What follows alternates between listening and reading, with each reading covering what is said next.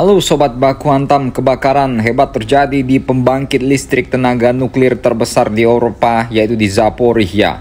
Asap pekat tebal membumbung tinggi dari pembangkit listrik tenaga nuklir Zaporizhia setelah ledakan terdengar pada malam hari. Tidak ada dampak yang dilaporkan terhadap keselamatan nuklir untuk saat ini. Sementara Ukraina dan Rusia saling menyalahkan atas insiden terbakarnya pembangkit listrik tenaga nuklir ini. Dikabarkan kebakaran terjadi di sistem pendingin pembangkit listrik tenaga nuklir akibat penembakan yang terjadi.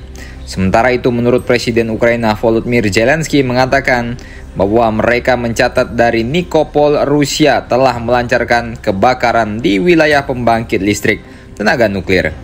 6 reaktor pembangkit listrik dilaporkan dalam kondisi cold shutdown sebagai tindakan pencegahan.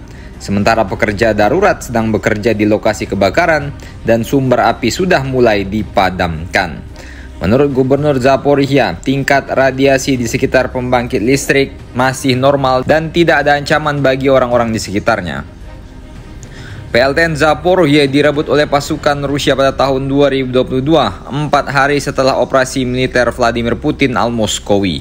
6 bulan kemudian, wilayah Zaporizhia memilih untuk bergabung dengan Federasi Rusia melalui referendum. Sepanjang tahun pertama konflik, pasukan Rusia berulang kali menggagalkan upaya Ukraina untuk menyerang fasilitas tersebut yang terletak di Sungai Dnipro dengan kapal pendarat dan juga serangan drone. Drone kamikaze kabarnya digunakan dalam serangan pada hari Minggu ini.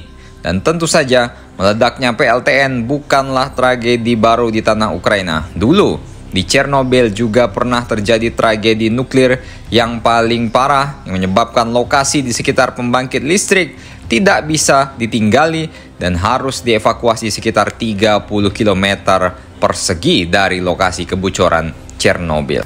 Setidaknya 7 ton bahan bakar nuklir terlepas ke atmosfer, sementara di Zaporizhia diperkirakan ada sekitar 1.500 hingga 2.000 batang bahan bakar nuklir di setiap reaktor, yang berarti total bisa mencapai 10.000 batang untuk seluruh fasilitas. Serangan terhadap pembangkit listrik tenaga nuklir dapat menyebabkan resiko besar termasuk kemungkinan kerusakan pada sistem pendingin hingga kebocoran bahan bakar nuklir. Ngeri sih kalau perang di negara yang ada PLTN-nya, ini harus ekstra hati-hati sih.